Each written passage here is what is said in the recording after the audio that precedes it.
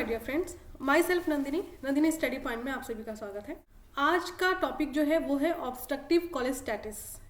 अगर हम इसके दूसरे नाम की बात करें तो होता है इंट्राहिपैटिक कोलेसिस्टैटिस ऑफ प्रेगनेंसी। क्या होता है ऑब्स्ट्रक्टिव कोलेसिस्टैटिस, कैसे होता है, इसमें क्या क्या सिम्टम देखने को मिलते हैं और इसका मैनेजमेंट कैसे होता है, रिस्क फैक्टर क्या होता है, तो इन डिटेल से आज हम इस वीडियो में जानने वाले हैं। Obstructive cholestasis is also known as intrahepatic cholestasis of pregnancy यानी कि IHCP। यह एक लीवर अफेक्टेड डिजीज है। जैसा कि मैंने अपने प्रीवियस वीडियो में बताया था कि प्रेगनेंसी जो है, जब वो कोई भी लेडीज प्रेगनेंसी कंसीव करती है तो वो थायराइड ग्लैंड पे भी क्या करता है, बहुत सारे फिजियोलॉजिकल चेंजेस देखने को मिलते हैं।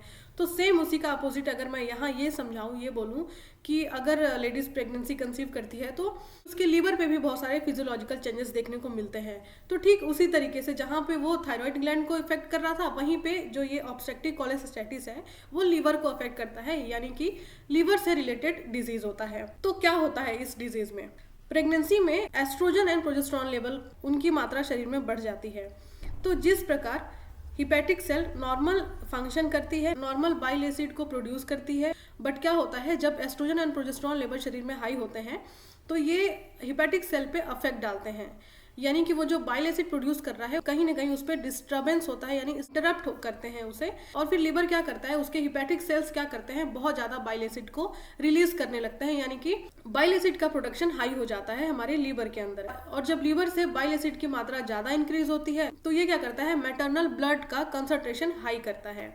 तो जब ये मैटरनल ब्लड के कंसंट्रेशन को हाई करते हैं तो आप एक तरीके से ये सोचो कि जब हमारे जो ब्लड की एक विस्कोसिटी है, यानी कि कंसंट्रेशन है, वो अगर पतला है, नॉर्मल है, तो क्या करेगा, बच्चे को अच्छे से ब्लड सप्लाई होता है, बिना रुके कहीं पे भी, बिना ऑब्स्ट्रक्शन के बच्चे को नॉर्मल ब्लड सप्लाई हो रहा है। बट अगर बाइल एसिड ज़्यादा होने की वजह से हमारे ब्लड में कंसंट्रेशन हाई हो गया तो क्या वो उतने अच्छे से बच्चे को ब्लड सप्लाई करेगा? नहीं करेगा। तो कहीं ना कहीं किस पे इफेक्ट जा रहा है, लीवर अपना काम कर रहा है, मदर के अंदर का जो ब्लड है उसमें कंसंट्रेशन बढ़ रहा है, और अफेक्ट किसको कर रहा है, बच्चे को, क्योंकि उसके अंदर ब्लड सप्लाई कम हो रही है। अगर हम ओवरऑल इसका मतलब समझे तो वो ये है कि estrogen and progesterone during pregnancy high होंगे। जब ये हाई होंगे तो ये हिपैटिक सेल को इंटरप्ट करेंगे, यानी कि उसके ट्रांसपोर्टेशन को कहीं ना कहीं अफेक्ट करेंगे, रोकेंगे। ऐसे में क्या होता है, हिपैटिक सेल जो है, लीवर के सेल्स को हम बोलते हैं हिपैटिक सेल्स। तो हिपैटिक सेल्स जो है वो बाइल एसिड का प्रोडक्शन ज़्यादा करेंगे। अब जब वो बाइल एसिड का प्रोडक्शन ज़्यादा करेंगे तो वो मैटरनल ब्लड कंसंट्रेशन को हाई करेगा।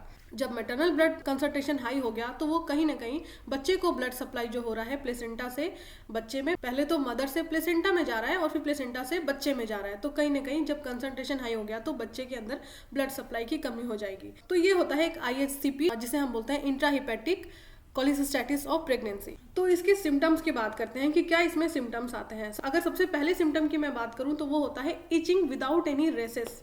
बॉडी में इचिंग होगा, उसके sole, palm, back side female के इचिंग हो सकता है, fatigue, nausea, vomiting and pale stool, urine का कलर भी डार्क होगा। अब बात करते हैं रिस्क फैक्टर की कि ऐसा होने पर क्या क्या रिस्क होता है। बच्चे में अगर मैं रिस्क फैक्टर की बात करूं तो इंट्रायूट्राइन फीटल डेथ यानी कि IUFD, बच्चा अंदर डेथ कर सकता है। प्री टर्म डिलीवरी, समय से पहले डिलीवरी हो सकती है। म्यूकोनियम स्टैंड लाइकर, यानी कि जो अंदर पानी होता है, बच्चे का फ्लूइड होता है, उसमें म्यूकोनियम स्टैंड दिख सकता है। Intrapartum fetal distress. अगर मैं अब बताऊं नेक्स्ट पॉइंट डायग्नोसिस की कि डायग्नोसिस क्या क्या होता है, तो वो करते हैं liver function test. Liver function test से पता चलता है कि क्या कंसंट्रेशन है, क्या बाइल कितना सिक्रीट हो रहा है। अगर बाइल एसिड का लेवल जो है वो मोर देन 11.0 माइक्रोमोल पर लीटर से ज़्यादा होता है तो इसका मतलब कि वो फीमेल जो है वो कोलेसिस्टैटिस से सफर कर रही है, यानी कि IHCP जैसी कंडीशन है। सबसे मेन डायग्नोसिस जो है वो होता है लीवर फंक्शन टेस्ट। अगर मैं बात करूं अब इसके मैनेजमेंट की कि इसके ड्रग ऑफ चॉइस क्या क्या होती है, क्या क्या मेडिसिन दिए जाते हैं, जैसे कोलेस्ट्रामाइन ये स्पेशली इचिंग के लिए दिया जाता है। आप इस तरीके का पाउच देख पा रहे हैं, ऐसा होता है। एंड वाटर सॉल्युबल विटामिन के 5 to 10 mg डेली इंटेक करने के लिए दिया जाता है। वाटर सॉल्युबल विटामिन, ठीक है, उसमें बहुत सारी टैबलेट आती हैं, मेडिसिन आता है, तो वो वाटर सॉल्युबल विटामिन होता है। And sodium phosphate, regular liver function test की जांच की जाती है, फीटल मॉनिटरिंग की जाती है, क्रीम एंड कुछ स्मूथिंग लोशंस दिए जाते हैं, एंटी इचिंग मेडिकेशंस दिए जाते हैं। यूडिलिव 300 mg डोज जो है वो मेडिसिन की दी जाती है। तो ये होता है इंट्राहिपैटिक कोलेसिस्टैटिस ऑफ प्रेगनेंसी, यानी कि लीवर के क्या क्या फिजियोलॉजिकल चेंजेस होते हैं और कैसे बाइल एसिड प्रेगनेंसी में एक कॉम्प्लिकेशन क्रिएट करता है।